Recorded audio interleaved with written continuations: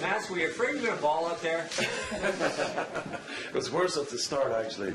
I couldn't look at my mom either. That was hard. She was crying before you even got on the ice. So that was fun. One time I thought you'd been away from when you were talking about those guys that weren't here anymore. And you could tell that was... Yeah, I think that was it. You know, that was definitely the toughest part. And especially the last year, the last 2 years. There have been a lot of guys that I play with, both here and even in Vancouver, Pal Dimitra and some other players that have been in accidents. But I think it's important too to mention these guys. Matt, what were you thinking when the banner was being raised? What was going through your mind? Well, it's surrealistic a little bit. You know, your career. When you're in your career, you don't, like these guys are right now, playing, and you play the game, you eat after, you go to bed, you go home, you practice the next day, you do it again over and over, and all of a sudden the season is over and the years go by. You don't have time to reflect, really, ever, until now when your career is over. And then you kind of look back and say, I played 18 years and 13 years as a Maple Leaf. It's really tough to take in, and when you're out there like on the ice today, it becomes almost reality. And when the banner goes up and you see Borja Salming and Armstrong and Sittler and Gilmore and it's really a neat feeling. Did you happen to notice right away that it is beside Borja's banner? I mean, you said I saw when it was starting to go up. That's really How cool neat. is that? That's great, and I talked to Borja yesterday, and they told me to enjoy and you know. When I became a Maple Leaf, he was the first guy I talked to, and everything he said was really true about playing for the Toronto Maple Leafs. When you look at those names, Matt, and then you sort of look on the ice, there's some pretty good players, there's some very good players, but I don't know if we're going to be seeing one of those for a long time. As a guy... Hopefully not, because they're young. You want them to... But they will be there, and it's always going to be new players. That's the only thing we know. And I like this team. I've seen them. I was here in October and watched them, and they remind me a lot of the team that we had when we went to the conference finals the first time. We had a young group. We had good skaters. We had guys that could play and score goals on all four lines, and good goaltending. And I see all that here. And they're young guys. They got lots of years to grow. So I think it's very exciting for Leaf fans. You said during your speech that as a player driving to the Air Canada Centre, your stomach would get in knots. Today, your drive to the Air Canada Centre, how was it? It was easier, actually. I wasn't as nervous, but it's emotional, and it's in a different way. But yeah, it was different today. It was more relaxed, actually. It got very emotional once you get on the ice and you get the reactions from the fans, and you see the guys out there, the Leaf team and the Montreal too, and they kind of, you see coaches on the other side that you work with and so forth. Faces all around that you recognize it becomes emotional. Was it nice that the Canadians sent Cabby out to take the face off? Yeah, absolutely. And we had so many battles, and over the years, me and Cabby working on the power play, and I've been yelling at him for passing me the puck on the wrong side, in my feet, and so forth. While the crowd was yelling, shoot to him. Exactly. Crowd's yelling at him, shoot. It was great. Did you bring your skate? What's that? Did you bring your skate? No, I didn't. Brian Papney brought out my stick, actually. But when I was going to go on the ice for the serve, and he came and he was going to give me my stick. I said, I don't need that today. When you were here with Vancouver that time, and there was that great ovation, and someone yelled to you when you were being escorted away, they said, you were very emotional tonight, and you said, I've always been emotional. It's just that no one ever saw it. Tell me about that, because when you talk to the guys in the room, they have a different perception, naturally, than everybody else has, but... Yeah, and I think when you're, and I said it in my speech too, there's no, in all honesty, there's no tougher place, there's no better place, but there's no tougher place for a young man in his 20s to be a professional hockey player than in Toronto. There's more demand from media, from community around them, and from the Leafs as an organization, and that's, and when you're at that age too, you kind of want to protect yourself, and everybody is tough and want to be a man, but it's really, I really admire these guys because I know what they go through, and it's not easy, and there's a lot of demands that they have to deal with. Favorite personal moment, Max? I think the reaction after 500 goal. Yeah, that was it exploded. There's a lot. I think scoring that goal against Carolina in the conference finals, even though we ended up losing the game, we tied it up with 15 seconds left. And I remember in that pile, you couldn't, your ears are just ringing of the noise in the building. That was very special. But mostly all the playoff. Yeah, 500 goal was great, but the playoff runs you had here when you drive onto the rink and you have the guys are walking to their offices, women and men, and they have their suit on and they have the Maple Leafs jersey above it, wearing the briefcase. Great memories.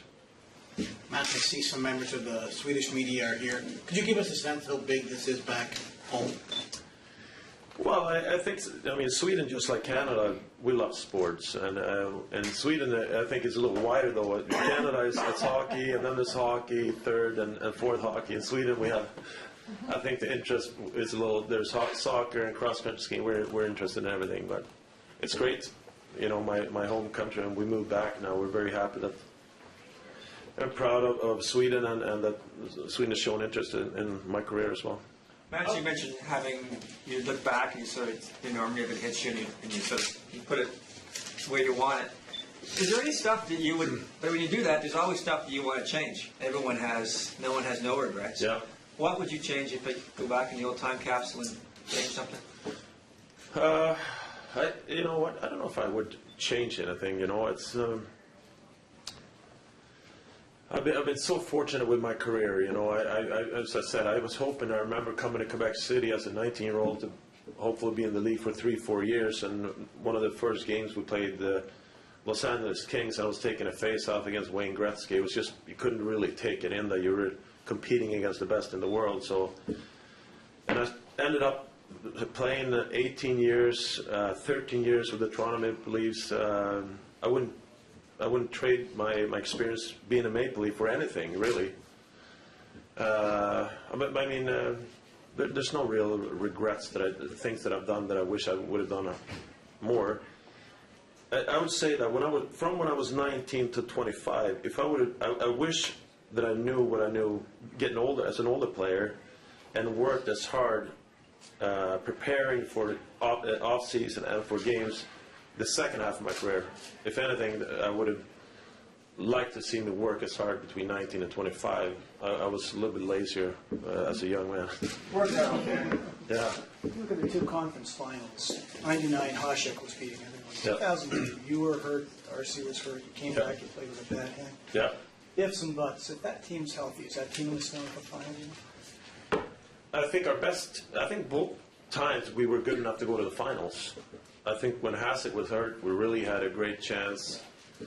Both Buffalo and Dallas were playing a trap kind of game, and we had an offensive, kind of very, I think, modern hockey team. If you look how teams are playing today, we were playing that way. Kind of, we were good skating in all four lines. And the second time against Carolina, we were probably the better team on paper. We finished ahead of them in the standings. And that would have been, you keep dreaming about that, I think, as a player, and people in Toronto and hockey fans, to have a Toronto-Detroit finals, that would have been something special. But you can't get everything, I won so many things, I've been part of so many great things. So. Do you remember the frame of mind that you were in when you were traded from Quebec City to Toronto? I was in Sweden, and when you're 23 at the time, it's really and it happened in the summer for me, so which makes it a lot easier. I had a month to prepare, but I remember talking to Boris Salming, and I was actually up in his hometown at the time at a hockey school, and he said, "This is really great for your career. Toronto is the hockey capital of the world, and you're going to really enjoy being a part of that organization." And he was completely right. But you would look at the paper on the way back. I remember Paul Hunter told me that you were reading the paper on the way back and you were going, uh-oh. Oh my. Yeah, and then when I realized I was being traded, when I came and understood what Wendell Clark meant for this city and the organization, it became a little tougher. So the first 2-3 years were tough. Did you find you in some northern place? Were you up in Karuna or something? Yeah, way up in Lapland there. The helicopter came? Yeah, they did. And the guy came out in a T-shirt and the mosquitoes, which is a lot there. He had blood dripping down his arms, standing there trying to make an interview. And then he hurried up, got in the helicopter and left. Really? Especially, yeah. Matt, do you anticipate any official involvement with the Leafs in the future? Yeah, I mean, I'll have a great relationship with the league's a great one. I hope for the rest of my life. This new fellowship that we have at University in Toronto and Karolinska Institute, I'm really excited about that. I think that's going to bring me back to Toronto many times a year, and I hope to be part of keep raising funds for that. And you know, I'm looking forward to come back whenever the Toronto Maple Leafs need me to come back. And Matt, you're one of the only players I know who doesn't think he can play anymore. yeah, Why I is know. that? My body has never felt better, actually. Not until I was probably 25, the way it does today. Since I stopped playing, I lost probably 8 pounds. My hips, my knees, and shoulders don't bother me anymore the way they did the last 2-3 years. So it's just, you know, hockey it's a young man's game. You play it, and you play at your best. And once you hit 33 or 34, you kind of, especially as a forward. I mean, Nicholas Lidstrom.